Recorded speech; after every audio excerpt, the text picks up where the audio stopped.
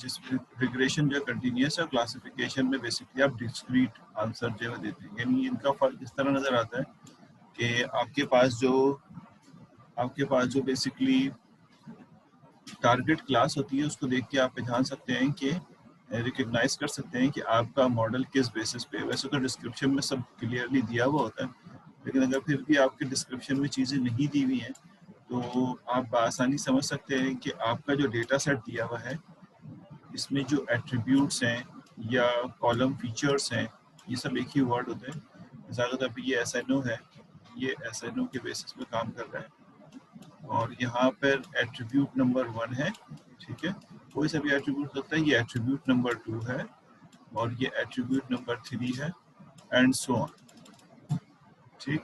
इनमें से एक जो है वो कोई एक टारगेट क्लास भी होगी, उसका नाम कुछ भी हो सकता है, टारगेट क्लास। इस टारगेट क्लास में बेसिकली दो तरह के डेटास दिए जाते हैं समटाइम।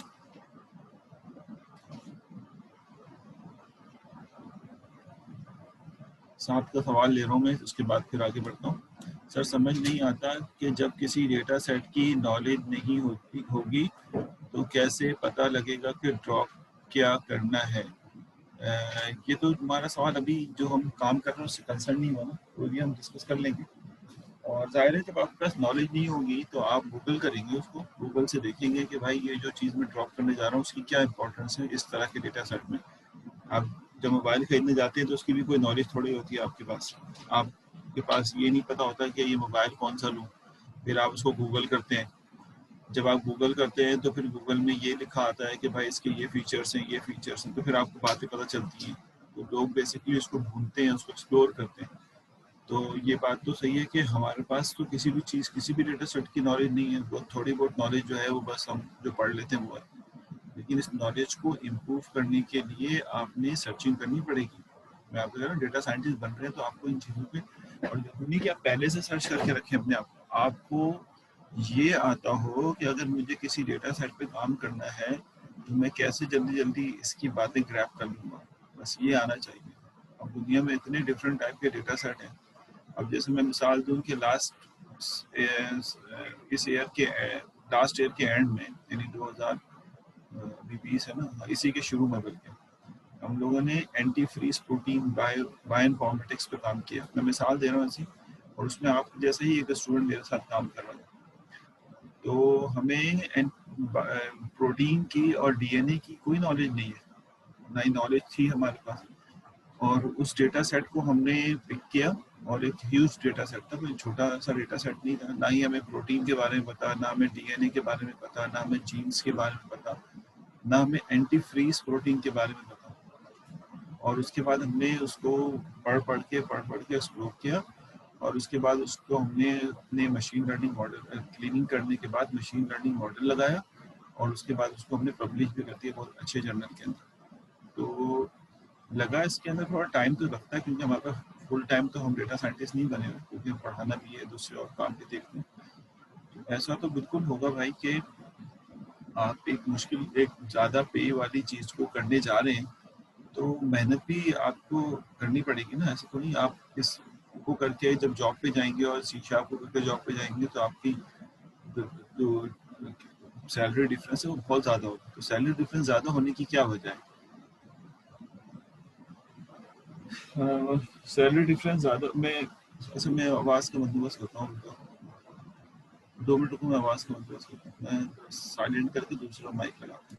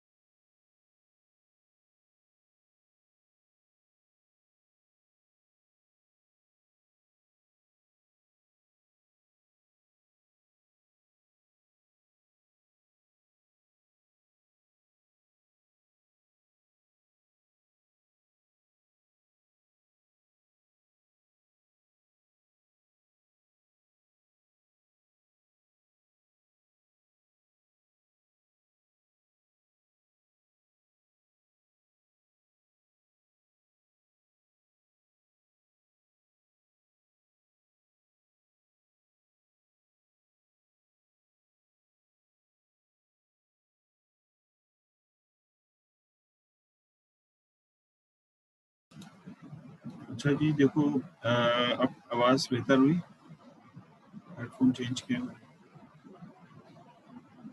अच्छा, अब अगला सवाल इन्होंने ये पूछा है, सर चेक करना का कोई ख़ास स्टेप है कि कौन सा कॉलम ड्रॉप होगा? देखो, ड्रॉप करने की तो कोई स्टेप नहीं है।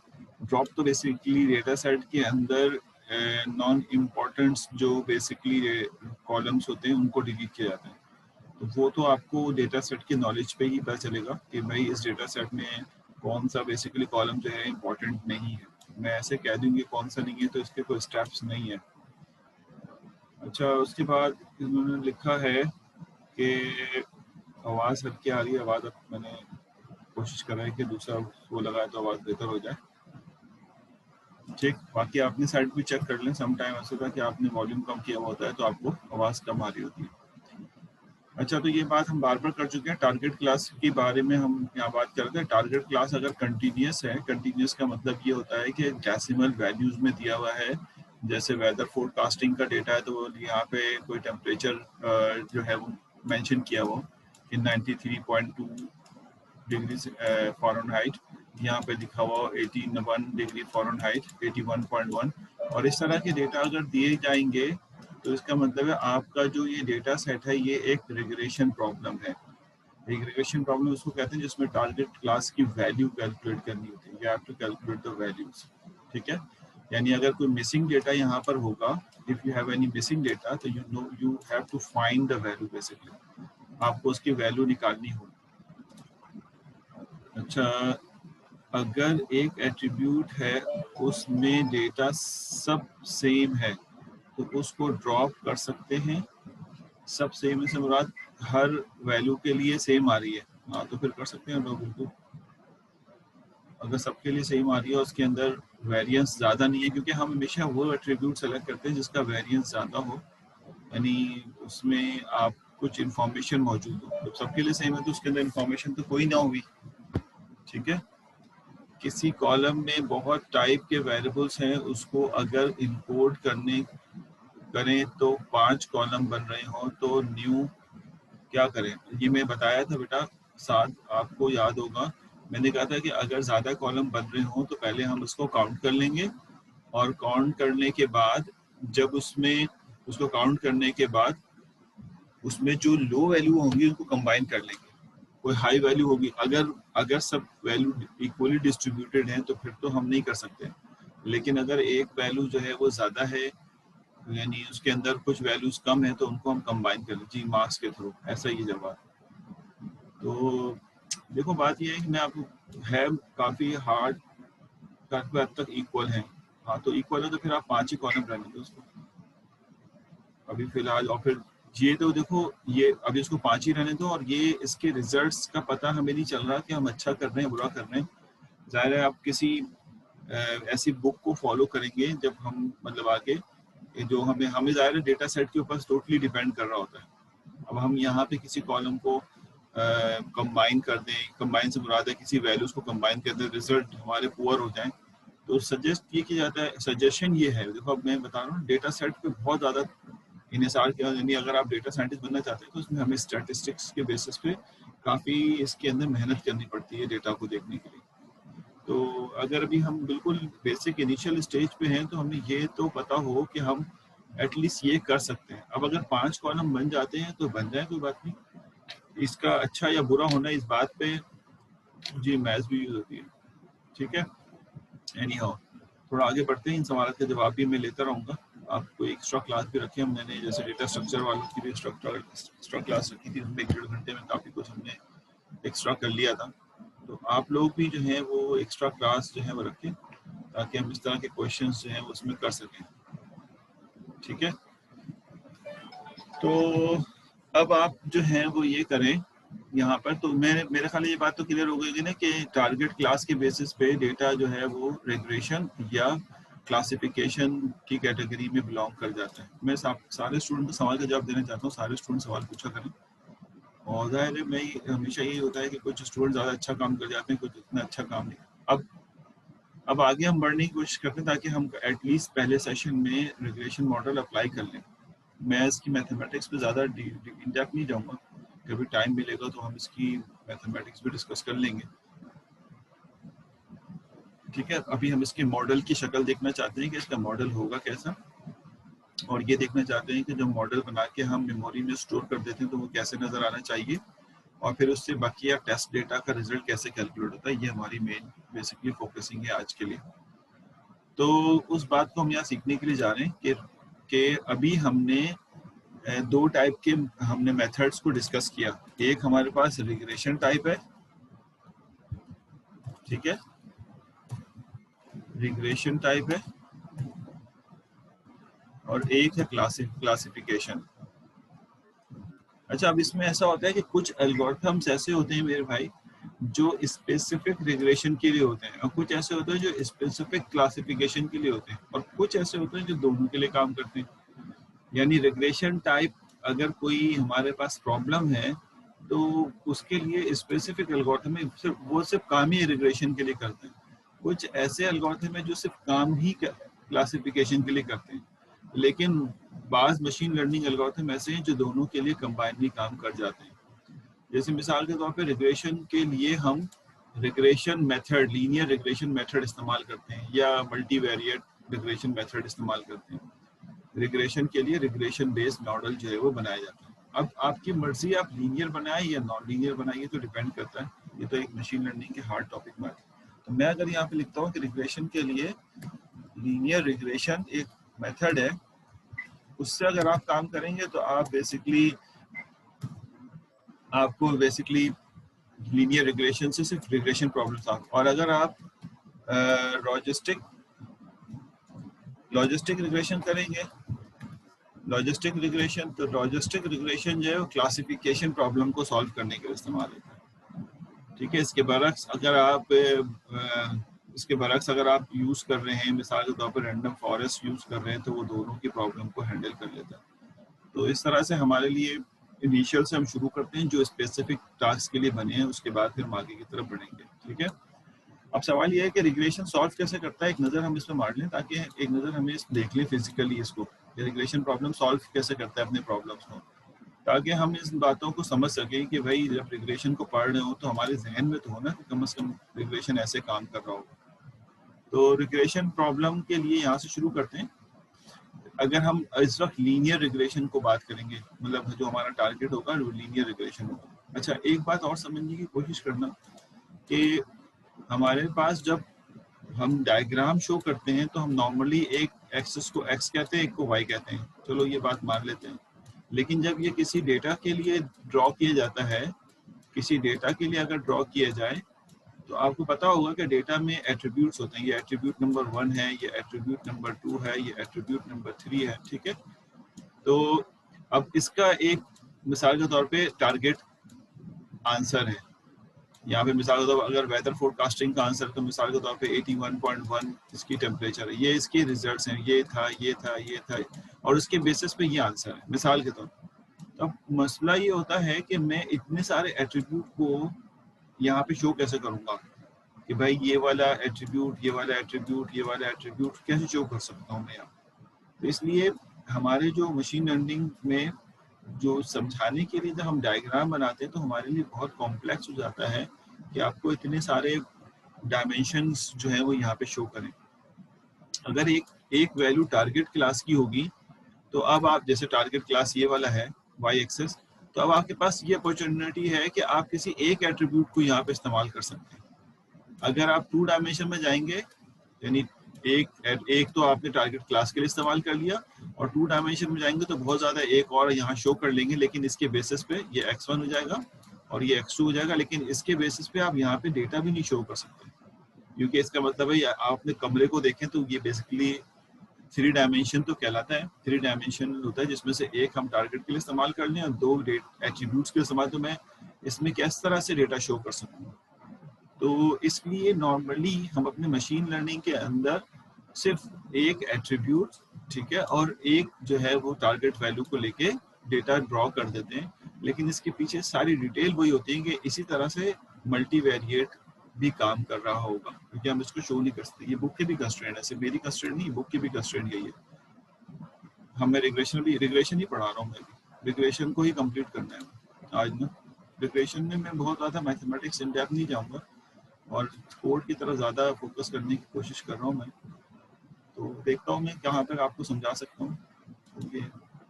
ठीक है ना। तो अब वो कहता है कि regression is a supervised learning problem. Supervise का मतलब तो हम पढ़ चुके थे। सुपरवाइज मतलब ये बात होती है, यानी ये बात आपको याद रखनी है। सुपरवाइज का मतलब होता है कि आपके पास टारगेट क्लास मौजूद है, यानी जो डेटा दिया जाएगा उसका टारगेट क्लास आपके पास मौजूद है। Is called basically supervisor. यानी अगर ये एट्रीब्यूट्स दिए हुए हैं, ये एट्रीब्यूट्स आपके पास गिवन है, ये भी दिया हुआ है, ये भी दिया हुआ है, ये भी दिया हुआ है, तो इसका ये जो टारगेट क्लास है ये भी आपको गिवन है, ये भी आपको गिवन है, ये गिवन है, ये गिवन है, ये भी आपको गिवन है। तो ये टारगेट क्लास जब गिवन होते हैं तो this is called supervised learning. और जब टारगेट क्लास ना दिए जाए, सिर्फ डेटा ट्रेनिंग का विदाउट टारगेट क्लास दिया जाए, तो ये अनसुपरवाइज्ड लर्निंग होता है। तो आपने पहले इसमें से क्लासेस को अलग करना है, उसके बाद फिर काम को शुरू करते हैं। तो इस बेसिस पे ये एक डिफिकल्ट आसान प्रॉब्लम है as compare to unsupervised learning के। तो हम यहाँ पे इस वक्त सुपरवाइज्ड लर्निंग में हैं कि आपके पास टारगेट क्लास मौजूद है। हम क्या चाहते हैं, हमारे पास टारगेट क्लास मौजूद होने का तरीक़ेकार क्या है, मैं उसको आपको समझाने की कोशिश करता हूँ। आप जरा देखिएगा, फिर इस तरफ आते हैं। मिसाल के तौर पे एक हाउस प्राइस हमारे पास जो है वो डेटा मौजूद है, ठीक है, और वो कुछ डेटा जो हमारे पास थाउजेंड्स में या हंड्रेड्स में डेटा मौजूद है, और मैं इस वक्त यहाँ पर अपनी डायग्राम की वजह से कह देता हूँ कि इसमें सिर्फ दो ही डायमेंशंस हैं। दो डायमेंशन से मुराद है कि ये SNO तो हमारे डायमेंशन में नहीं आता, ये तो सिर्फ सीक्वेंस नंबर बताने में आता है, 1 2 3 समझाने के लिए। और यहाँ पर एट्रीब्यूट नंबर 1 है, और यहाँ पर जो है इसकी टारगेट वैल्यू है, ठीक है, टारगेट वैल्यू। अब मिसाल के तौर पे एट्रीब्यूट सवाल ले लेता हूँ, 2 कॉलम। जी, 2 कॉलम में से असल में एक तो टारगेट के लिए तय हो जाता है ना, एक कॉलम, ठीक है। तो ये तो बेसिकली फीचर तो नहीं होता, ये तो आपके टारगेट वैल्यूज होती हैं। फीचर सिर्फ एक ही दिया हुआ है A1 के नाम से। और दूसरा, अगर दूसरा फीचर ले लूंगा तो मुझे यहाँ ड्रॉ करने में बड़ी दुश्वारी होगी, क्योंकि एक आप वाई एक्सेस तो टारगेट क्लास के लिए ले लेंगे और एक्स एक्सेस एक एट्रीब्यूट के लिए ले लेंगे, तो फिर दूसरा एट्रीब्यूट कैसे लेंगे आप।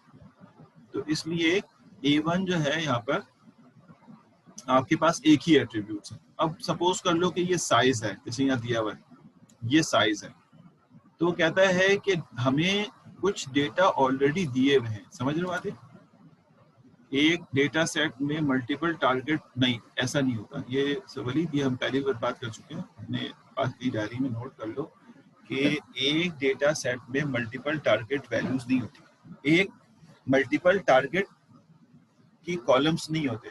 टारगेट वैल्यूज तो डिफरेंट होंगी, जाहिर सी बात है, चाहे वो क्लासिफिकेशन प्रॉब्लम हो चाहे वो रिग्रेशन प्रॉब्लम हो, वो तो वैल्यूज, उसके अंदर वैल्यूज तो डिफरेंट होगी। जैसे आज इस वाले एट्रीब्यूट्स के बेसिस पे इसकी कीमत क्या होगी, इस वाले एट्रीब्यूट के बेसिस पे इसकी कीमत क्या होगी, ये तो डिफरेंट होगी, लेकिन दो कॉलम नहीं होंगे। समझ आ गई ना बात, तुमने भी कॉलम ही लिखा, तो ये नोट कर लो अपने पास, चाहे क्लासिफिकेशन प्रॉब्लम हो चाहे रिग्रेशन प्रॉब्लम हो। अच्छा जी, तो ठीक है ना यहाँ तक। अच्छा, सवाल पूछते रहो, मैं जवाब देता रहूँगा जब तक पॉसिबल है। अच्छा, यहाँ पे कंस्ट्रेंट समझ आ गया। आप ना समझना कि हम एक एट्रीब्यूट इसलिए ले रहे हैं कि ये बेसिकली इसके पास है नहीं, बल्कि हमने हाउस प्रॉब्लम का जो आपको दिया उसमें तो 80 किसके करीब एट्रीब्यूट्स हैं, उसको तो ड्रॉ ही नहीं कर सकते ना। ड्रॉ करने के लिए आप कॉपी में सिर्फ इस तरह ड्रॉ कर सकते हैं, लेकिन उस 80 एट्रीब्यूट्स में भी काम ऐसा ही हो रहा होगा जैसे आप यहाँ पे काम कर रहे हैं, सेम ऐसे ही मैनर में काम होगा, लेकिन जाहिर है हम उसको ड्रॉ नहीं कर सकते। खैर, एट्रीब्यूट अगर साइज है तो कह रहा है कि हमारे पास डेटा ऑलरेडी गिवन है। क्या मतलब गिवन है, कि मिसाल के तौर पे इस वाले जो गिवन वाले का मैं बता रहा हूँ कि जिसका साइज अप्रोक्सीमेटली 900 स्क्वायर फीट है, ठीक है, 900 स्क्वायर फीट है, उसकी टारगेट वैल्यू जो है वो अप्रोक्सीमेटली 199, ठीक है, और ये थाउजेंड्स ऑफ डॉलर के अंदर है। ये बेसिकली $99,000 की प्राइस है, 99,000, ये गिवन है। इसी तरह से नंबर 2 डेटा क्या दिया हुआ है, नंबर 2 डेटा ये दिया हुआ है कि जिसकी प्राइस, जो उसका साइज 1000 है, वो थोड़ा, अब ये नहीं पूछना है कि सर ये प्राइस अगर साइज बढ़ गई है तो प्राइस कम हो गई, ये तो डेटा हमें मिला है, हम इस पे कोई डिबेट नहीं करेंगे कैसा डेटा मिला है। समझ आई बात है। तो ये नहीं पूछ लेना कि सर इसका साइज बड़ा है और वैल्यू क्यों कम है, वैल्यू इसलिए कम है कि हो सकता है इसके दूसरे एट्रीब्यूट्स जो हिडन है वो पुअर होना, अभी हम उस पर तो डिबेट ही नहीं कर रहे हैं। तो ये बेसिकली हो सकता है कि यहाँ पर वैल्यू दे रहा है और ये 99 के बजाय 98,000 है, सेकंड वाला जो है वो 98,000 है। तो जो डेटा दिया हुआ है वो कुछ इस तरह दिया हुआ होगा, उसको हमने यहाँ पे स्कैटर्ड प्लॉट से ड्रॉ कर लिया, जो कि अभी हम सीखेंगे विजुअलाइजेशन में। सर बोलो क्या बोलना है बिलाल भाई।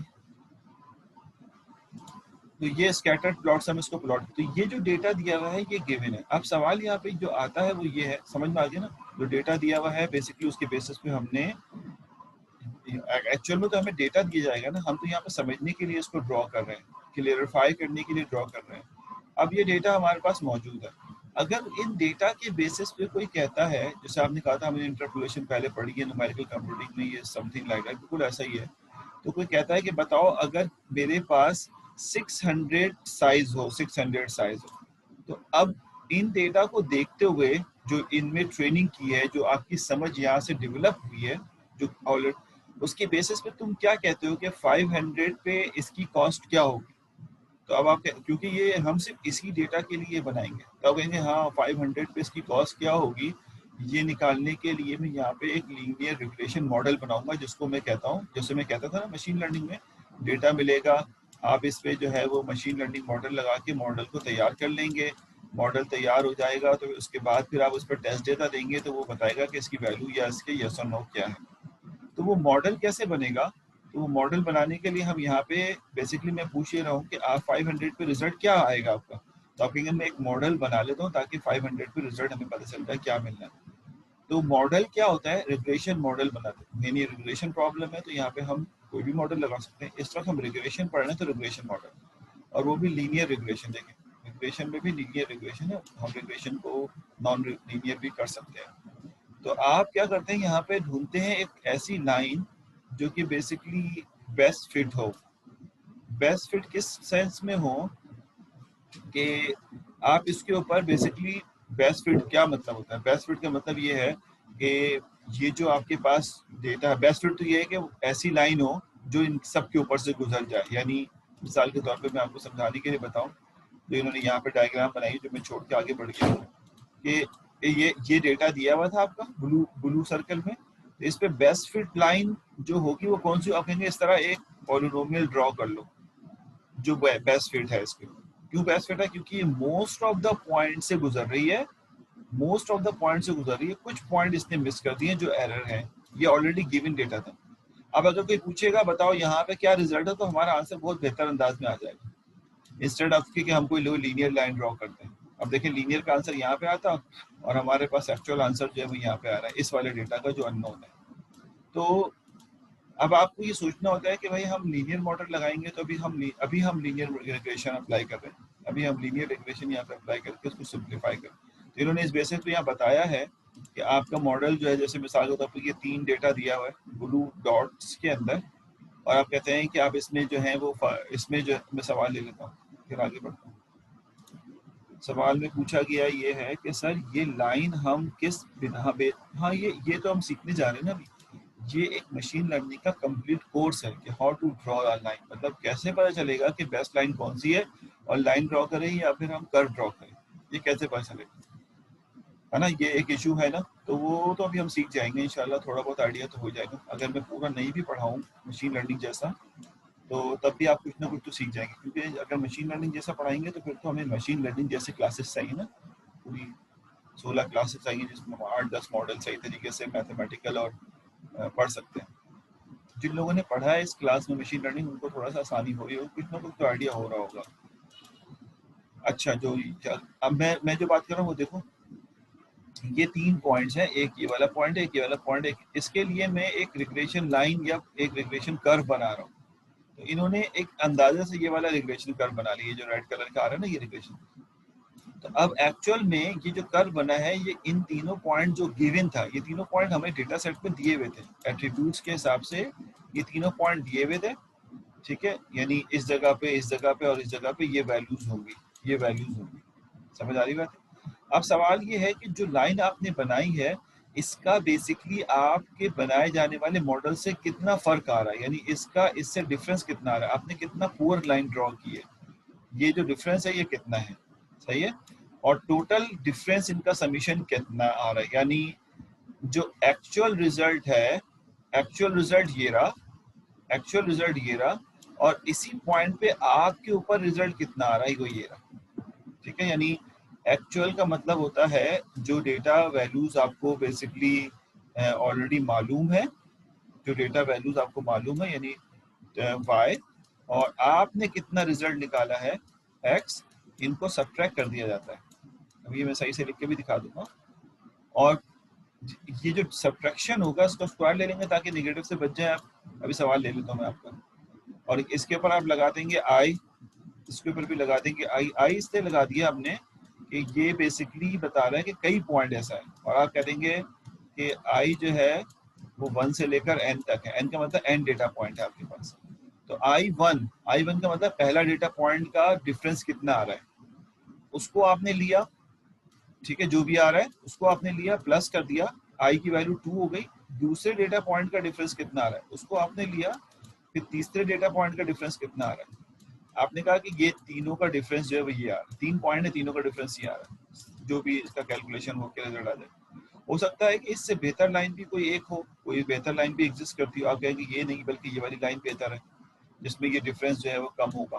मिसाल दे रहा हूँ मैं, हो सकता है ये नहीं बल्कि ये वाली लाइन बेहतर हो, कोई ऐसी लाइन तो होगी ना जो बेहतर हो। अभी किसी स्टूडेंट ने सवाल पूछा था कि सर हमें कैसे पता चलेगा बेहतर कौन सा है, तो वो तो अभी हम ग्रेडियंट डिसेंट के मेथड से पढ़ लेंगे, आप इसमें बिल्कुल परेशान हो। लेकिन पहला स्टेप तो ये सीखें कि इसमें मल्टीपल लाइंस हो सकती है, उनमें से कोई एक ऐसी होगी जो बेहतर होगी। लेकिन पहले आप ये सीखें, लाइन बनाने के बाद ये जो डिफरेंस आप निकाल दो, जो बात मैं कर रहा हूँ ना वो ज्यादा इंपॉर्टेंट है। आगे की बात जरूर मैं बताऊंगा, आपके सवाल वैलिड है। मैं सवाल अभी आपके लेता हूँ, थोड़े से इंतजार कर लो, 2 मिनट इंतजार करो, मैं कंप्लीट करके लेता हूँ।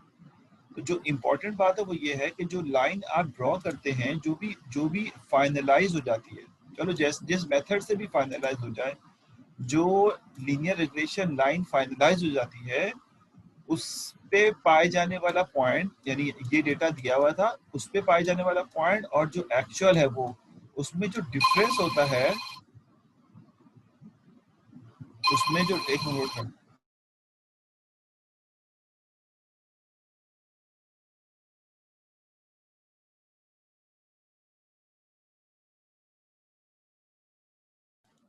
अच्छा जी, उसमें जो डिफरेंस होता है, इन दोनों में जो डिफरेंस होगा, ये बेसिकली जो हम कैलकुलेट करते हैं, जो भी लाइन आपने ड्रॉ कर ली है, ये जो डिफरेंस होता है इसको हम लॉस फंक्शन कहते हैं।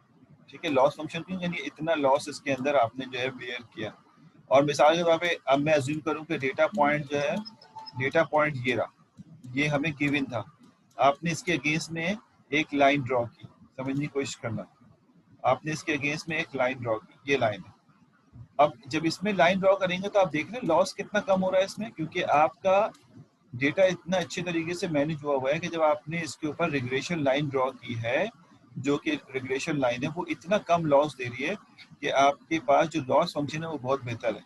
लेकिन अगर डेटा पॉइंट कुछ इस तरह से दिया हुआ है, एक यहाँ है, एक यहाँ, एक यहाँ है, और एक यहाँ पे, अब आप एक लीनियर लाइन ड्रॉ करना चाहते हैं, तो मिसाल है एक लीनियर लाइन यहाँ ड्रॉ कर, तो इसका जो आपके पास डेटा पॉइंट है ये काफी डिफिकल्ट होगा और काफी ज्यादा होगा। तो देखिए क्या कह रहा है, we may use a loss function that measure the squared error, ये वही एरर जो मैं बता रहा हूँ आपको, एक्चुअल पॉइंट ये है, और आपके आपके हाइपोथेसिस के मुताबिक आप कह रहे हैं गिवन रिजल्ट यहाँ पे आएगा। गिवन रिजल्ट समझ लो, जो डेटा पॉइंट ऑलरेडी दिया हुआ है उसको इस्तेमाल करके आपने ये लाइन तो बना ली, लेकिन वो इतनी दूर बनी है कि ये बेसिकली कह रहा है कि जो गिवन पॉइंट था, ये गिवन पॉइंट है, टेस्ट पॉइंट नहीं है, गिवन पॉइंट पे हाइपोथेसिस ये वैल्यू दे रहा है और एक्चुअल ये थी, हाइपोथेसिस ये वैल्यू दे रहा है, एक्चुअल ये थी, हाइपोथेसिस ये वैल्यू दे रहा है, एक्चुअल ये थी। इनका जो डिफरेंस होगा वो लॉस फंक्शन कहलाता है, that measure the squared error in prediction of the y of x from x। ठीक है, उस x से जो है वैल्यू हम उसका बेसिकली स्क्वायर्ड एरर निकालते हैं, एरर का मतलब डिफरेंस ही निकालते हैं, जिसकी बेसिस पे ये रिजल्ट हमें कैलकुलेट